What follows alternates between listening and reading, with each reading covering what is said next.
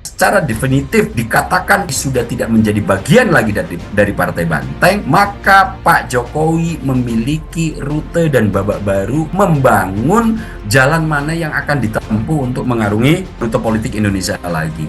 Apa yang melingkupi Pak Jokowi sudah pernah dialami oleh Budiman Sujatmiko. Nomor 2 pernah dialami oleh Bobi Nasution. Nomor 3 pernah dialami oleh Marwarar Sirait. Dan yang paling baru adalah dialami oleh Effendi Simbolon. Untuk 3 politisi yang mengalami situasi yang sama seperti Pak Jokowi, PDIP tidak terlalu sulit untuk mengambil keputusan. Tentu ini nanti yang selama 5 tahun ke depan akan banyak kita saksikan drama-drama pertengkaran dalam tanda kutip antara PDIP yang merujuk pada Bu Megawati serta Joko Widodo dengan partai apa nanti yang akan menaungi Pak Jokowi dalam waktu ke depan ini. Ketika terjadi konfrontasi di Pilkada serentak 2024 kemarin, beberapa wilayah harus rela untuk diserahkan tahtanya kepada calon-calon di luar PDIP. Bahkan satu-satunya wilayah dalam kesejarahan pemilu langsung yang tidak pernah lepas dari tangan PDIP yaitu Jawa Tengah, karena variabel Jokowi harus kemudian runtuh, dan itu sangat mencederai dalam tanda kutip harga diri dari PDIP.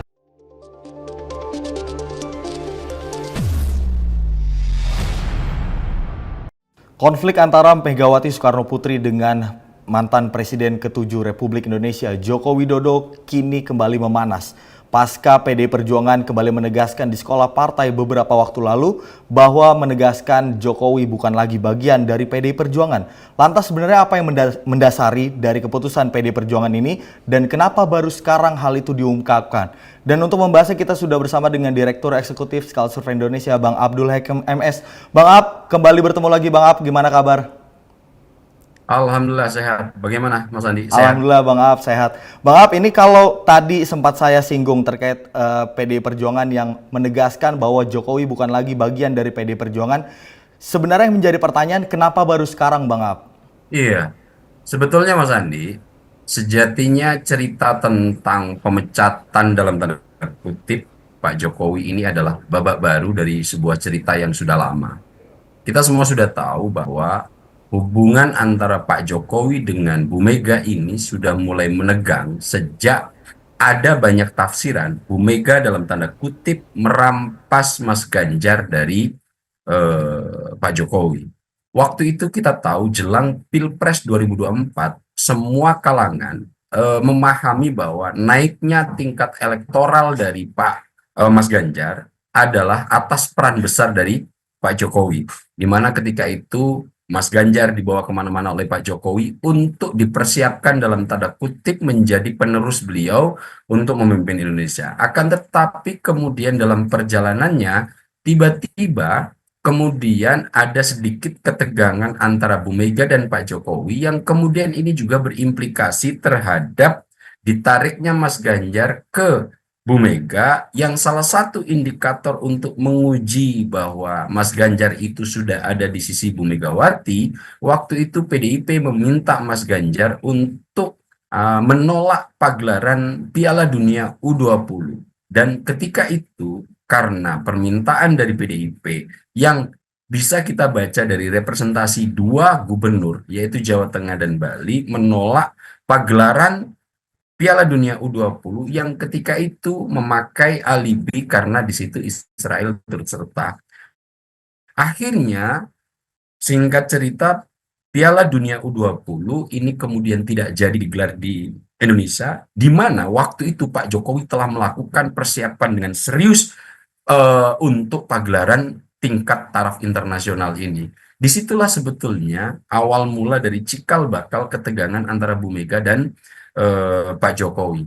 Nah, kemudian ini merembet di hubungan-hubungan Bu Mega dengan Pak Jokowi. Akhirnya Bu Mega dan PDIP mengeluarkan narasi kenapa kemudian ini menegang, karena Pak Jokowi meminta lagi untuk masa jabatan 3 periode dan itu kemudian tidak dikabulkan. Dalam perjalanannya lagi, kemudian PDIP menarasikan Pak Jokowi ini sosok yang tidak tahu terima kasih. Dan puncaknya, kemarin ketika menghadapi Pilkada serentak 2024, narasi pengkhianat dikeluarkan oleh PDIP untuk disematkan kepada Pak Jokowi. Sebetulnya kemudian ringkas secara lebih sederhana, ini adalah babak tegangan yang tersembunyi antara Bu Mega dan Pak Jokowi ini terjadi, sehingga akhirnya ini menjadi warna yang menyeruak di sisi politik nasional. Nah, kemana kemudian ini apa namanya akan berujung, tentu yang dikeluarkan oleh PDI Perjuangan, tentu ini akan menjadi warna awal dari ketegangan yang terjadi di dua elit politik yang memiliki pengaruh sangat luar biasa di Indonesia ini, Mas Andi. Sebenarnya adalah talak tiga ya dari hubungan antara Jokowi dan PD Perjuangan. Tapi sebenarnya yang membedakan apa sih Bang? Kalau kita berkaca dari kasus Bobi Nasution, kemudian dari kasus Gibran Rakabuming Raka soal KTA milik PD Perjuangan ini, PD Perjuangan menyatakan untuk kedua tokoh tersebut mengembalikan KTA. Tapi kalau dari Jokowi sendiri beberapa yang lalu seperti itu, ini tidak digaungkan seperti yang sekarang Bang Ab. Kenapa ketegasan itu dimunculkan sekarang? Apa karena Jokowi bukan lagi presiden atau seperti apa? Iya, posisi Pak Jokowi di PDIP ini agak sangat unik memang dan khas ya, Mas Andi ya. Kenapa saya bilang khas? Saya merujuk ketika ada kasus yang sama yang melingkupi seperti yang dialami oleh Pak Jokowi. Saya sebut aja beberapa politisi. Misalnya, apa yang melingkupi Pak Jokowi sudah pernah dialami oleh Budiman Sujatmiko. Nomor dua pernah dialami oleh Bobi Nasution. Nomor tiga pernah dialami oleh Marwarar Sirait. Dan yang paling baru adalah dialami oleh Effendi Simbolon. Untuk tiga politisi yang kemudian mengalami situasi yang sama seperti Pak Jokowi, PDIP tidak terlalu sulit untuk mengambil keputusan. Kepada Budiman Sujatmiko cukup kuat untuk mengambil keputusan segera memecat. Kepada Bobi Nasution juga hal yang sama. Kepada Effendi Simbolon pun dilakukan hal yang sama. Agak berbeda dengan yang dilingkupi oleh Marwarar Sirait. Mas Ara daripada menunggu pemecatan, lebih baik mengembalikan KTA langsung ke rumah Bu Mega di Tengku Umar sebagai simbol bahwa Marwarar Sirait telah mengundurkan diri dari PDIP. Akan tetapi untuk Pak Jokowi kasusnya agak cukup berbeda begitu. Di satu sisi PDIP tidak berani mengambil langkah setegas kepada kepada Budiman Sujatmiko, kepada Effendi Simbolon, atau kepada Bobi Nasution. Pun demikian halnya di sisi Pak Jokowi, tidak kemudian mengambil rute seperti yang dilakukan oleh Mas Ara, yaitu mengembalikan TA, karena mungkin Pak Jokowi punya pertimbangan lain. Nah, kenapa ini semua bisa terjadi? Setidaknya saya melihat ada dua perkara penting kenapa kemudian antara PDIP dan Pak Jokowi ini akhirnya hubungannya tidak bisa seperti yang dilakukan PDIP terhadap politisi-politisi yang memiliki kasus yang sama dengan Pak Jokowi. Perkara nomor satu, di sisi PDIP, ketika ketegangan berlangsung, ada di depan mata dalam waktu yang sangat pendek menghadapi kontestasi elektoral, di mana ketika ketegangan yang terjadi antara Bu Mega dan Pak Jokowi terjadi sebelum kontestasi Pilpres 2024, Pileg 2024, dan yang teranyar adalah kontestasi Pilkada serentak 2024. Tentu PDIP yang sudah pernah memiliki pengalaman penting terkait konflik elit antar Bu Mega dengan elit politik yang lain, ternyata berimbas cukup serius terhadap tingkat elektoralnya. Saya mengambil contoh sederhana, bagaimana Bu Mega ketika itu harus berkonflik dengan Pak SBY, yang dimana sampai detik ini konflik itu terus menegang dan berimpak, berefek terhadap elektoral yang akan dijalani oleh PDIP. Kita tahu waktu itu, tahun 2003, ketika Bu Mega masih menjadi Presiden Republik Indonesia, Pak SBY sebagai Menko Polkam, waktu itu terjadi ketegangan, di mana saat itu sedang hangat-hangatnya pembicaraan Pilpres 2024. Hubungan ketegangan ini akhirnya terus mengencang, yang kemudian akhirnya menyebabkan sikap yang keluar dari PDIP seolah-olah menzolimi Pak SBY. dan situasi menzolimi ini akhirnya membawa Pak SBY sangat populer. Bahkan dalam kontestasi di 2024, 2029 bisa memenangi kontestasi yang lawannya langsung Bu Megawati. Di 2024, Pak SBY bisa mengalahkan Bu Mega yang waktu itu berpasangan dengan saya lupa pasangannya ya. Untuk di 2009 Pak Hasyim waktu itu, kemudian di 2029 Bu Mega berhasil dikalahkan Pak SBY ketika berpasangan dengan Pak Prabowo. Tentu pengalaman ketika mengambil keputusan terkait ketegangan elit politik yang terjadi antara Bu Mega dengan pihak yang lain memiliki implikasi buruk terhadap tingkat elektoral yang akan mereka naungi di pemilu yang paling dekat. Nah, mungkin pertimbangan ini juga kenapa kemudian PDIP terhadap Pak Jokowi tidak bisa mengambil keputusan setegas terhadap Budiman Sujatmiko, Effendi Simbolon, atau Bobi Nasution. Nah, kondisi ini yang kemudian saya pikir kenapa sampai detik ini baru dikemukakan karena dalam waktu dekat, selama 5 tahun ke depan, PDIP tidak lagi menghadapi kontestasi elektoral dalam pemilihan langsung. Pun demikian halnya di sektor Pak Jokowi. Pak Jokowi untuk menelaah Pak Jokowi ini kita tidak bisa lepaskan dari menganalisis kultur Jawa. Pak Jokowi ini sangat kejawen. Nah, dalam tradisi Jawa, ketika seorang individu atau kelompok sedang dinaungi konflik, maka mereka akan banyak lebih memilih menggunakan prinsip nerimo dan ngenteni. Apa itu? Nerimo. Alih-alih akan memperuncing konflik yang terjadi, lebih baik menerima apa yang sedang terjadi sampai pada titik mangsana bahwa memang saya dan kamu ada perbedaan. Nah, di samping nerimo, ada prinsip penting dalam tradisi Jawa ketika seseorang dilingkupi oleh konflik atau permusuhan terhadap pihak lain, maka dia harus ngenteni. Seorang individu di tradisi Jawa yang sedang berkonflik, lebih baik ngenteni, yaitu menunggu biar waktu nanti yang akan menyelesaikan sembari coba mencari alternatif-alternatif untuk memperbaiki hubungan sehingga konflik yang awalnya cukup menegang itu nanti mereda. Nah, sepertinya rute ini yang diambil Pak Jokowi. Tidak mau untuk memperuncing keadaan agar bisa berkonfrontasi dengan Bu Megawati dan PDIP, dan Pak Jokowi lebih memilih untuk ngenteni. Biarkan waktu nanti yang akan bisa menjawab dan menyelesaikan persoalan ketika Oke. ini mereda. Dan ketika PDIP betul-betul apa namanya melakukan pemecatan dalam tanda kutip secara definitif, sebetulnya saya melihat inilah momen yang ditunggu-tunggu oleh Pak Jokowi atau dalam konsep tradisi Jawa ngenteni tadi. Baik. Disinilah nanti mungkin akan bisa kita analisis secara lebih jauh keduanya, Mas Andi. Baik Bang Ab, ini kan politisi PD Perjuangan Andreas Hugo Pareira ini juga menyebut kalau Jokowi ini sudah membakar rumahnya, kemudian juga Jokowi disebut oleh para politisi PD Perjuangan ini nggak gentle karena nggak ngebalikin KTA-nya secara langsung. Sebenarnya perseteruan ini ujungnya kemana Bang Ab?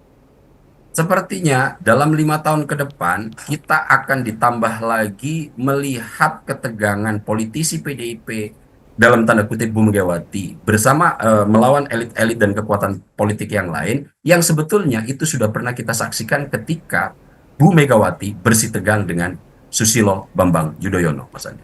Baik Bang Ab, jadi sebenarnya konflik antara PD Perjuangan dengan Jokowi ini sebenarnya ujungnya kemana Bang Ab? Iya, alternatif-alternatif yang akan coba saya proyeksikan terkait arahnya kemana hubungan antara Bu Mega dalam tanda kutip PDIP berhadap-hadapan dengan Pak Jokowi, saya menganalisis kayaknya tidak akan jauh berbeda seperti yang telah dilakukan oleh Bu Mega terhadap Pak SBY. Kita tahu bahwa sejak 2003 Pak SBY hingga detik ini belum juga mampu untuk melakukan recovery hubungan dengan Bu Mega. Karena apa? Karena Bu Mega secara apa namanya, secara rekam jejak begitu ya, memang agak cukup sulit untuk kemudian memperbaiki hubungan ketika Bu Mega telah memiliki ketegangan politik dengan elit-elit Indonesia lainnya. Sejak 2003 diakui sendiri oleh Pak SBY bahwa sampai detik ini masih cukup mengalami kerumitan untuk memperbaiki hubungan dengan Bu Mega. Saya ambil contoh juga misalnya yang melingkupi Bu Rahmawati. Sampai akhirnya Bu Rahma ini meninggal dunia, hubungan ketegangan di antara kedua juga belum membaik sehingga Bu Rahma harus meninggal ketika menjadi politisi Partai Gerindra. Nah, terhadap Pak Jokowi, sepertinya saya akan melihat rute yang sama yang pernah dilakukan oleh PDIP terhadap Pak SBY akan juga dialami oleh Pak Jokowi begitu. Dalam waktu ke depan ini, selama PDIP masih dipimpin oleh Bu Megawati, maka agak cukup sulit hubungan PDIP dengan Pak Jokowi untuk bisa membaik.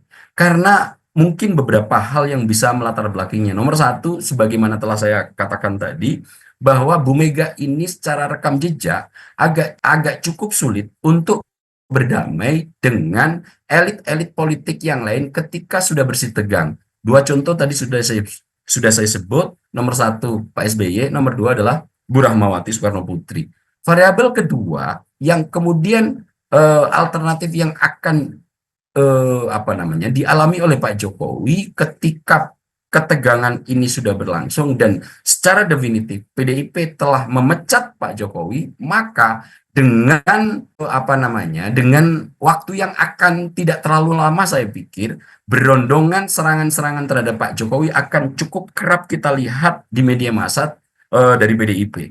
Kenapa? Karena saat ini PDIP sudah tidak lagi menghadapi momen elektoral yang akan dihelat dalam waktu dekat. Tingkat elektoral atau pemilihan langsung akan dijalankan selama 5 tahun ke depan. Itu artinya PDIP cukup leluasa memainkan peran oposisi dalam tanda kutip yang dulu pernah ia jalankan kepada Pak SBY. Itu kenapa saya sangat meyakini dalam beberapa pekan ke depan, mungkin hanya hitungan pekan, serangan-serangan serius terhadap Pak Jokowi akan bertubi-tubi hadir.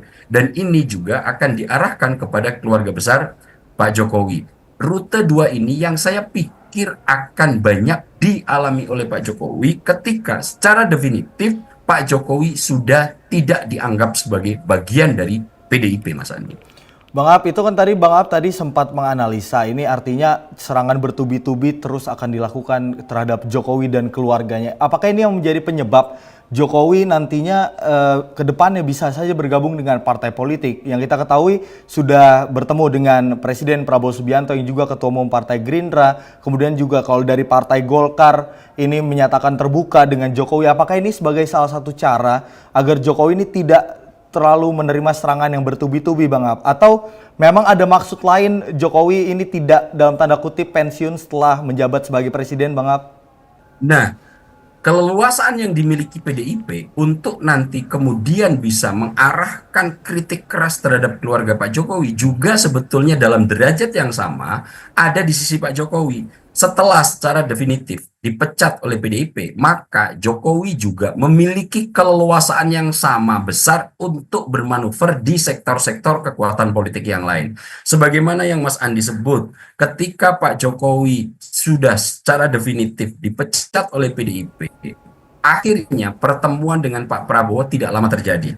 Kemudian respon dari parpol-parpol yang tergabung dalam Kim dan plusnya juga sama. Golkar memberikan ruang terbuka yang sangat leluasa terhadap Pak Jokowi seandainya nanti Pak Jokowi juga berkenan hadir. Akan tetapi keputusan-keputusan yang akan diambil oleh Pak Jokowi tentu tidak bisa cepat. Karena Pak Jokowi bukan tipikal orang yang kemudian mereaksi situasi yang terjadi secara cepat, akan tetapi lebih banyak menimang-nimang kira-kira sikap dan perilaku apa yang akan dikeluarkan. Itu sebabnya kemudian beberapa politisi Partai Gerindra, termasuk Pak Prabowo, memang mengatakan terbuka untuk menerima Pak Jokowi, akan tetapi keputusan tetap lagi dikembalikan oleh Pak Jokowi secara pribadi. Sebagaimana Pak Prabowo telah menyatakan itu, kemudian Sekjen Partai Gerindra juga mengatakan itu.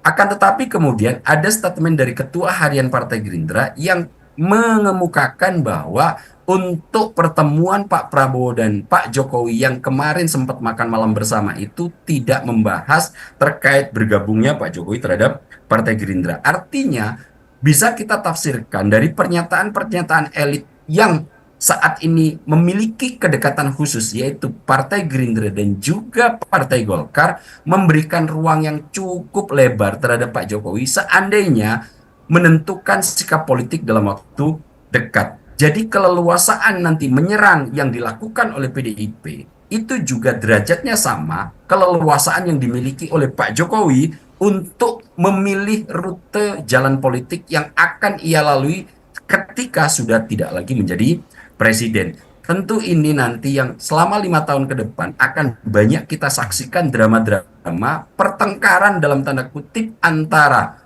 PDIP yang merujuk pada Bu Megawati serta Joko Widodo dengan partai apa nanti yang akan menaungi Pak Jokowi dalam waktu ke depan ini. Dan ini nanti akan menjadi squel kecil dari pentas politik nasional di samping bagaimana Pak Prabowo mengelola konflik di antara keduanya ini untuk menjadi jembatan yang baik agar ini bisa segera recovery, Mas Andi.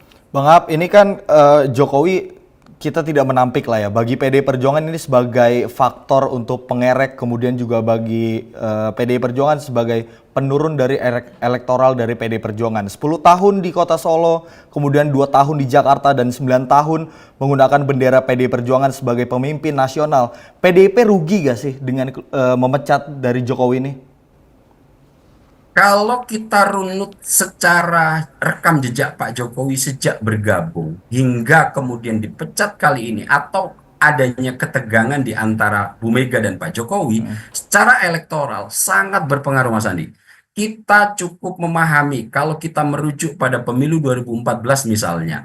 Dalam pemilu 2004, 2009, PDIP harus mengalami kekalahan untuk rela duduk di peringkat 2 di bawah Golkar. Nomor 3-nya Gerindra. Kenapa? Pada saat itu ketika PDIP telah tidak lagi menjadi penguasa yang waktu itu kemudian pilpresnya adalah Bu Mega melawan Pak SBY dalam 2 kali pemilu. Di 2 kali pemilu itu PDIP tidak mampu untuk menjadi pemenang 2004, 2009. Kemudian coba kita geser ke 2014 dan 2019.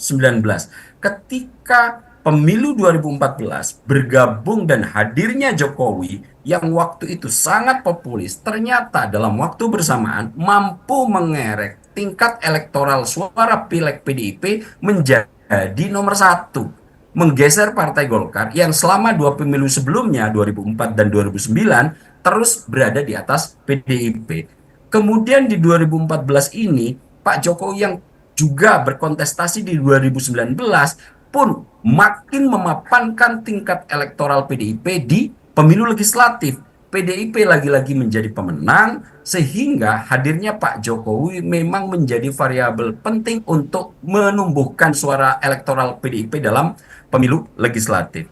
Kemudian coba kita rujuk di pemilu 2024 kemarin. Memang PDIP sampai pemilu 2024 masih menjadi partai dengan nomor urut di peringkat 1, akan tetapi secara elektoral mengalami penurunan ketika ketegangan antara PDIP dan Jokowi ini terjadi.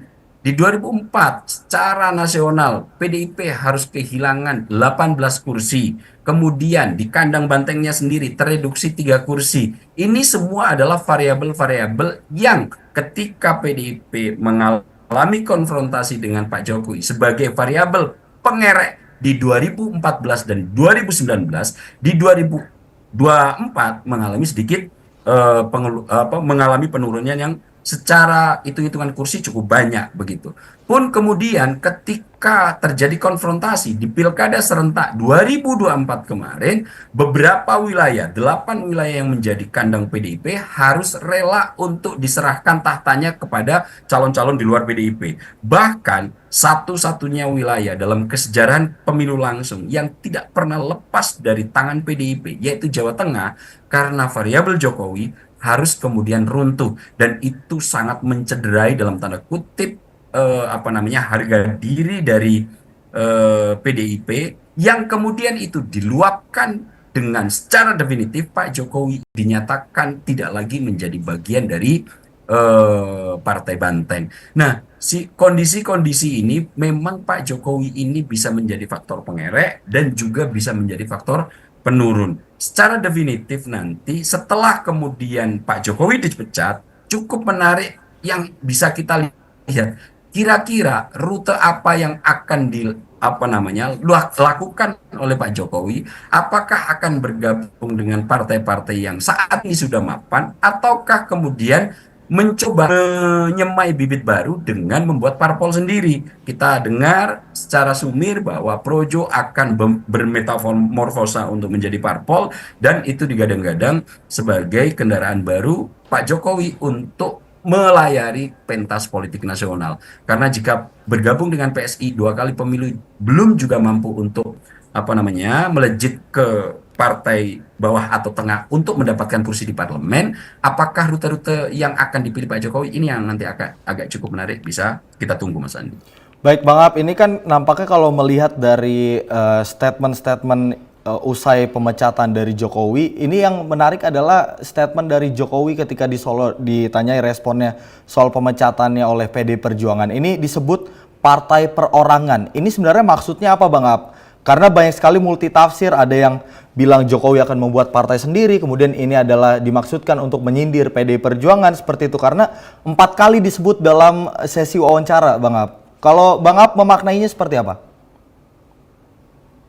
Ini adalah salah satu cara Pak Jokowi dalam berkomunikasi, Oke. tidak kemudian memberikan pernyataan yang tegas yang nanti hanya menghasilkan satu tafsir, akan tetapi membiarkan ini banyak menghasilkan multitafsir, sehingga apa yang akan dilakukan Pak Jokowi tidak mudah untuk dibaca. Agak cukup berbeda memang gaya dari Pak Jokowi dengan Pak Prabowo misalnya. Kalau Pak Prabowo, apa yang dikemukakan itulah nanti yang akan coba diaplikasikan dalam kerja-kerja politik atau dalam mengarungi dunia politik. Pak Jokowi memang memiliki gaya dalam berkomunikasi di sektor politik dengan memberikan pernyataan-pernyataan yang nanti tidak bisa ditafsir tunggal.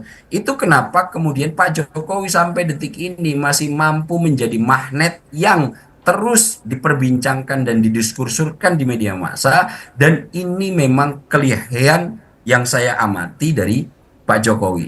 Akan tetapi kalau tafsir ini bisa bermacam-macam, bisa ditafsirkan bahwa partai perorangan merupakan sindiran keras terhadap PDIP yang menjadikan partai ini hanya satu ketua umum sejak berdiri hingga hari ini, Mas Andi. Kita tahu bahwa PDIP tidak pernah berganti ketua umum, sehingga ini mungkin yang bisa dimaknai dari pernyataan Pak Jokowi ketika menyebut perorangan, sehingga apa kebijakan yang keluar dari PDIP tergantung dari selera Bu Megawati yang memang secara ketokohan di PDIP tidak ada tandingannya. Bisa juga kita tafsirkan bahwa partai perorangan ini lebih banyak didominasi oleh satu tokoh saja dalam berbagai macam keputusan, sehingga kemudian yang dipilih, yang dirunut, yang dijadikan rujukan untuk mengelola kepartaian, semuanya tersentral pada satu sisi,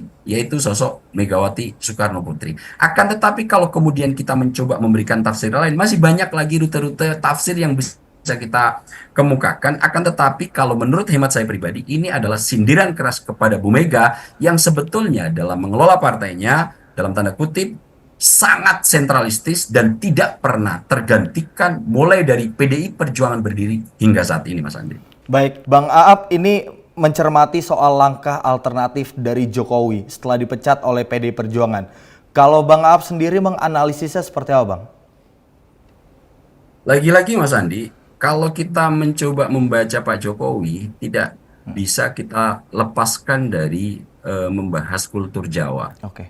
Tadi di awal segmen sudah saya coba untuk analisis bahwa ketika seseorang sedang menghadapi konflik, dalam kultur Jawa dia akan nerimo dan ngenteni. Akan tetapi Mas Andi, ada juga rute tradisi yang diajarkan secara lisan kepada masyarakat Jawa tentang bagaimana cara menghadapi konflik. Di Jawa itu ada tiga falsafah. Ketika seseorang sedang menghadapi konflik, maka rute yang akan ia ambil lebih kepada ngalah, kemudian yang kedua ngalih, dan ngamuk. Nah, falsafah ini secara turun-temurun memang banyak diajarkan oleh orang tua dalam tradisi Jawa. Ketika engkau sedang menghadapi konflik, maka yang pertama kali engkau lakukan harus ngalah. Artinya, terima konflik itu sebagai kenyataan, kemudian jangan diperuncing untuk apa namanya terus menegang. Kenapa? Karena ini sebagai penghormatan terhadap pihak lain agar konflik yang terjadi tidak terus secara terus-menerus terjadi. Akan tetapi Mas Andi, ketika konflik itu sudah terjadi dan pendekatan ngalah sudah ditempuh, masih aja dikuyo-kuyo dalam tanda kutip, maka rute kedua akan diambil, yaitu ngalih, mencoba berpindah sektor, fokus bagaimana cara untuk melakukan pendekatan agar konflik itu bisa mereda dan diselesaikan. Nah, rute ngalah pertama diambil, nerima bahwa memang ketegangan sedang terjadi dan tidak reaktif berlebihan terhadap apa yang terjadi, lebih memilih nanti biarkan waktu yang akan menjawab agar konflik ini bisa mereda. Yang kedua, seandainya itu masih terus menegang, maka ngalih akan ditempuh, mencoba mencari alternatif baru untuk bisa meredakan situasi. Akan tetapi jika dua ini sudah ditempuh dan masih juga ketegangan tidak bisa diselesaikan, maka pendekatan ketiga biasanya diambil. Apa itu? Ngamuk. Artinya, nanti pendekatan yang diambil akan menggunakan prinsip zero sum game, Mas Andi.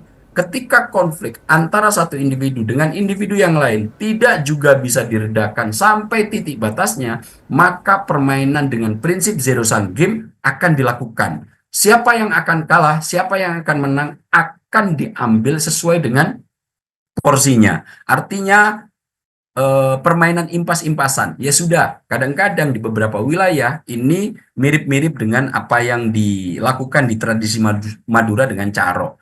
Kalau seandainya konflik itu sudah menegang, kemudian itu tidak bisa lagi diatasi dengan pendekatan ngalah dan ngalih, maka caro dilakukan di antara kedua belah pihak harus ada yang terkapar hingga kemudian pemenang tunggal diperoleh. Nah, saya melihat ngalah, ngalih, dan ngamuk ini apakah rute yang akan dilakukan oleh Pak Jokowi? Ngalah sudah, ngalih sudah, dan apakah rute ngamuk yang akan dipilih? Tentu ini akan kita tunggu.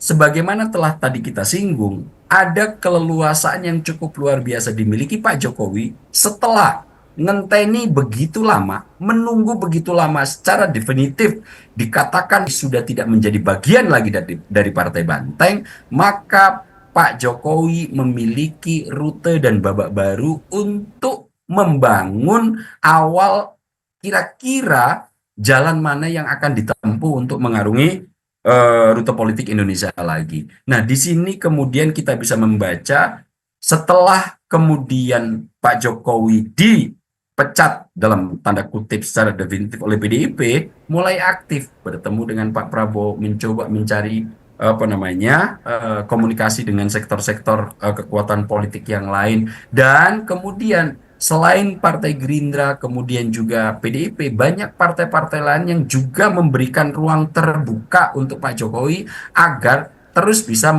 melayari apa namanya kancah politik Indonesia. Nah, apakah kemudian ini nanti akan terus menegang? Saya pikir rutenya akan iya, karena nomor satu, PDIP nanti akan melakukan dalam tanda kutip serangan yang membrutal terhadap Pak Jokowi setelah tidak menjadi bagian lagi. Tentu jika ini terjadi, Pak Jokowi saya yakin tidak akan tinggal diam. Dan mungkin pendekatan yang ketiga akan dipilih. Apa wadah yang akan dipakai oleh Pak Jokowi? Nah, ini yang tentu kita tunggu. Apakah bergabung dengan partai politik yang sudah mapan, ataukah membesut partai baru yang nanti akan coba ia asuh sampai menjadi seperti Partai Gerindra yang diasuh oleh Pak Prabowo, Nasdem yang diasuh oleh Surya Paloh, dan beberapa parpol lain yang kemudian secara ketokohan apa namanya parpol ini bisa tumbuh berkembang dan menjadi kekuatan politik yang dalam asumsi saya akan disiapkan oleh Pak Jokowi dalam rangka menghadapi kekuatan politik PDIP. yang sampai sejauh ini sepertinya memiliki kegeraman, terutama setelah runtuhnya kandang banteng dalam Pilkada 2024 Jawa Tengah, Mas Andi. Baik Bang Ab, berarti artinya pilkada di Jawa Tengah ini menjadi salah satu faktor gerakan dari atau pernyataan dari PD Perjuangan untuk memutuskan eh, hubungan antara PDI Perjuangan dengan Jokowi seperti itu. Tapi kalau coba kita runutkan lagi Bang Ab, tadi Bang Ab sempat menyebut kita masih menunggu langkah Jokowi ke depan apakah membesut partai baru atau gabung partai politik. Kalau yang sampai dengan saat ini tadi Bang Ab sempat menyebut ada Partai Gerindra yang dikomandoi oleh Prabowo Subianto, kemudian Partai Golkar yang dikomandoi oleh Bahlil sekarang, kemudian Surya Paloh. Sebenarnya apa yang menjadi keuntungan bagi partai politik ketika memperebutkan dari Jokowi ini sebagai kader ya Bang Ab? Kan padahal Nah, sebenarnya udah tidak menjabat sebagai presiden. iya, banyak yang menengarai ketika masa akhir-akhir seorang penguasa di Indonesia, yaitu sebagai presiden, di masa-masa jabatan akhir biasanya sosok ini akan melemah secara kekuatan politik, secara jejaring, atau secara pamor dalam tingkat elektoral. Akan tetapi untuk Pak Jokowi ini agak cukup unik, Mas Andi. Pakem-pakem yang tadi saya sebutkan bahwa sosok-sosok presiden di masa akhir jabatan periode keduanya biasanya mengalami pengenduran dalam konteks kekuatan politik dan sektor pamor elektoral. Ternyata di Pak Prabowo ini di Pak Jokowi ini agak cukup berbeda.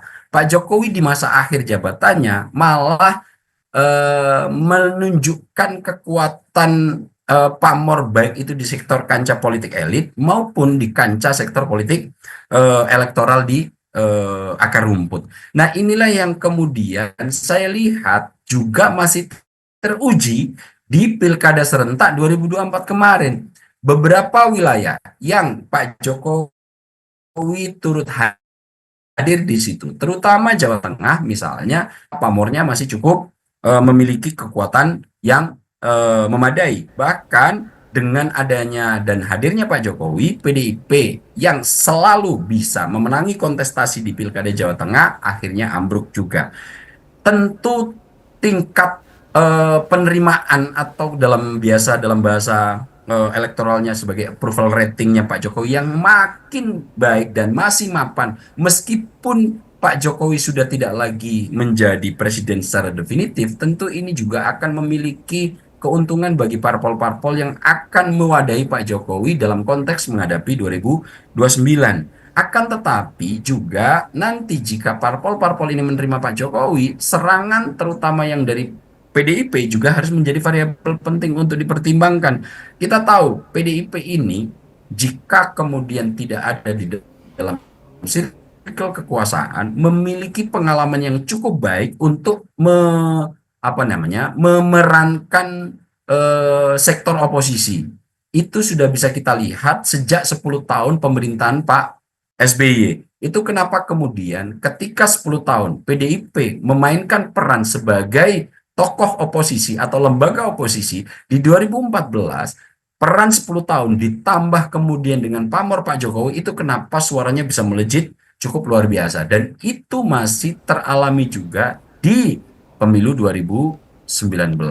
Nah, jika kemudian ini nanti diperoleh oleh parpol-parpol, tentu pertimbangan ini menjadi variabel serius untuk dipikirkan secara lebih jauh. Akan tetapi kalau melihat gayanya Pak Jokowi sebetulnya tingkat approval ratingnya tidak luntur meskipun Pak Jokowi saat ini sudah tidak lagi menjadi presiden secara definitif, Mas Andi. Ya Bang Ab, artinya dengan langkah Jokowi yang membangun komunikasi dengan Partai Golkar, kemudian beberapa partai politik lain, salah satunya adalah Partai Gerindra, ini bisa diartikan artinya tidak ada hambatan bagi Jokowi untuk gabung dengan partai politik lain.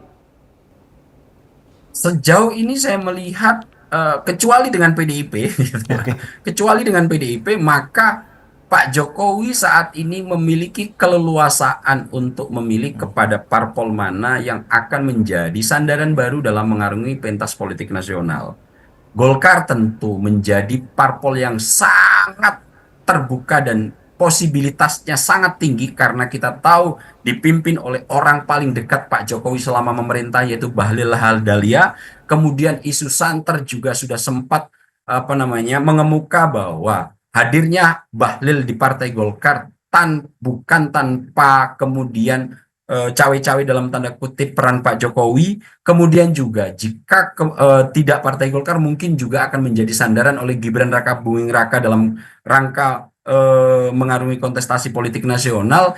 Ini yang saya lihat eh, apa namanya yang akan terjadi di Pak Jokowi. Namun mungkin di Pak Jokowi yang saat ini dipikirkan serius adalah apakah parpol-parpol ini, misalnya Golkar, kita tahu partai ini adalah partai di mana di dalamnya terisi sosok-sosok politisi handal dan ulung dalam memainkan pentas politik di Indonesia. Meskipun dengan citra yang sangat buruk, kemudian dengan kondisi porak-poranda masih bisa bertahan untuk duduk di dua bahkan tiga besar atau bahkan di nomor satu dalam pentas politik nasional. Tentu Pak Jokowi jika masuk di parpol ini juga akan melakukan kalkulasi cukup serius apakah nanti dengan hadirnya Pak Jokowi ini politisi-politisi yang dalam tanda kutip saat ini tersingkirkan dengan hadirnya Bahlil Lahadalia tidak akan melakukan manuver di kemudian hari. Ini juga saya yakin sedang dikalkulasi serius oleh Pak Jokowi. Apakah kemudian nanti juga akan membesut partai baru? Pilihan saya sepertinya, proyeksi saya, Pak Jokowi agak lebih menurut pandangan saya, memilih untuk membangun parpol baru karena nanti ketika parpol baru ini benar-benar dibesut dari tangan Pak Jokowi, maka tidak ada lagi ruang intervensi yang akan punya kesempatan untuk melakukan trust passing terlalu lebih dalam terhadap parpol yang baru akan dibentuk oleh Pak Jokowi. Kalau proyeksi saya, daripada masuk ke Partai Gerindra misalnya atau ke Partai Golkar, rute yang mungkin bisa saya proyeksikan Pak Jokowi akan lebih nyaman untuk membesut partai baru daripada nanti bernaung di parpol-parpol yang saat ini sudah mapan, Mas Andi. Baik Bang Ab, tadi kalau dari pemaparan Bang Ab, ini artinya karir politik Jokowi di kancah nasional artinya tidak berakhir ya dengan adanya perseteruan dengan PD Perjuangan Bang Ab?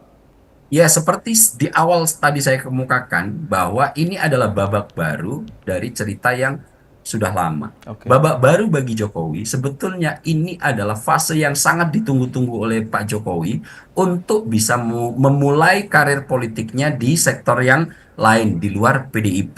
Ini adalah babak baru yang saya melihat akan menjadi tapakan-tapakan awal Pak Jokowi dalam merencanakan ide-ide di sektor politik yang akan dijalani menghadapi kontestasi 5 tahun ke depan. Saya yakin ini adalah babak baru bagi Pak Jokowi, namun kemudian meskipun ini sudah dilatar belakangi oleh sebuah kisah panjang ketegangan antara Megawati dan Pak Jokowi. Jadi saya pikir apakah ini menjadi akhir dari rute karir politik Pak Jokowi? Saya yakin melihat dan memproyeksinya tidak, Mas Andi. Justru ini adalah menjadi awal dari Pak Jokowi untuk membangun rute baru bagaimana cara mengarungi kancah perpolitikan nasional ini dengan wadah baru, dengan pendekatan baru dalam rangka untuk menghadapi kontestasi 5 tahun yang akan datang, Mas Andi. Oh, Bang Ab, artinya kalau tadi Bang Ab menjelaskan ini untuk mempengaruhi di 2029 seperti itu Bang Ab. Artinya kalaupun nantinya membuat partai sendiri kemudian ataupun nanti gabung untuk partai politik lain seperti itu, artinya Jokowi ini ingin masih mempunyai peran di 2029 Bang Ab. Seperti yang terjadi di Pilkada 2024 tentunya. Kalau melihat tanda-tandanya, Mas Andi ya, Pak Jokowi ketika mengakhiri masa jabatannya di 2004 kemarin menyatakan diri untuk istirahat dari dunia politik dan akan pulang ke Solo. Akan tetapi ketika kontestasi sangat dekat di Pilkada serentak 2024, hampir puluhan kepala daerah masih di-endorse oleh Pak Jokowi. Dan kalau melihat tanda-tanda ini, meskipun Pak Jokowi mengatakan agak cukup undur diri dulu di dunia politik, namun saya melihat genetikal Pak Jokowi bukan orang yang akan berpangku tangan menikmati pensiun untuk bisa segera menyingkir dari dunia politik. Saya melihat karakter ini tidak ada di Pak Jokowi. Dengan dipecatnya PDIP, justru sepertinya saya akan melihat menjadi arena baru Pak Jokowi dalam mengarungi pentas politik nasional. Apakah kemudian Pak Jokowi akan mengakhiri karir politiknya di Indonesia? Saya pikir tidak, Mas Andi, karena saya melihat secara personal dan karakter Pak Jokowi ini adalah sosok yang cukup menikmati kegiatan-kegiatan ekspos politik di akar rumput, dan jika itu hilang maka sepertinya Pak Jokowi sudah kehilangan makna. Itu kenapa saya sangat meyakini bahwa Pak Jokowi akan masih terus terlibat dalam konteks politik nasional dan tidak segera mengakhiri karir politiknya, Mas Andi. Baik, Bang Ab, terakhir saja Bang Ab, secara keseluruhan bagaimana Bang Ab melihat perseteruan antara PD Perjuangan dan juga Jokowi saat ini, Bang Ab? Secara keseluruhan, ini sebetulnya babak baru dari cerita lama. Hubungan kedua tokoh elit nasional ini sudah menegang sejak 2 tahun yang lalu, dan ini adalah menjadi puncak akhir untuk hubungan keduanya di wadah yang sama, yaitu PDIP. Ketika secara definitif PDIP menyatakan bahwa Jokowi dan keluarganya tidak lagi menjadi bagian dari partai Banteng. Akan tetapi apakah ini akan menjadi akhir dari kiprah seorang Jokowi dalam konteks politik nasional? Saya pikir tidak.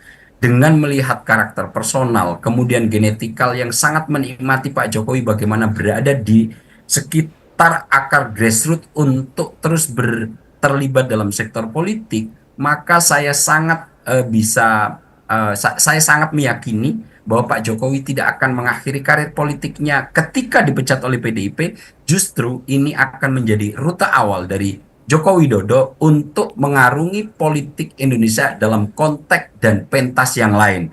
Ini adalah menjadi rute awal Jokowi tidak lagi bersama PDIP untuk bagaimana mengelola politik-politik yang masih diinginkan oleh Pak Jokowi dalam konteks Indonesia. Jadi saya melihat ini tidak akan berakhir, dan justru karena itu ke depan ketika waktu itu tingkat politik nasional masih diselipkan oleh ketegangan antara Bu Mega dengan Pak SBY, saat ini akan bertambah lagi dalam 5 tahun ke depan bagaimana nanti Bu Mega akan mengalami hubungan yang tidak harmonis dengan SBY juga dengan Joko Widodo, dan ini nanti akan mewujud mungkin dalam waktu yang tidak lama lagi akan banyak drama-drama yang akan mengalami diskusi di antara keduanya. Sikap PDIP saya yakin terhadap Jokowi sama persis yang dialami oleh SBY ketika Ketua Umum PDIP masih Megawati Soekarno Putri, Mas Andi. Baik, Bang Ab, sekaligus sebagai Direktur Eksekutif Skala Survei Indonesia, terima kasih banyak sudah mau bergabung dan berdiskusi terkait apa yang terjadi antara PD Perjuangan dengan Jokowi. Bang Ab, sekali lagi terima kasih, salam sehat Bang Ab. Terima kasih sudah menonton video ini sampai akhir ya. Agar tidak tertinggal video-video kami selanjutnya, yuk jangan lupa tekan tombol subscribe dan nyalakan lonceng notifikasinya. Dan untuk berdiskusi, silahkan tuliskan pendapatmu di kolom komentar ya.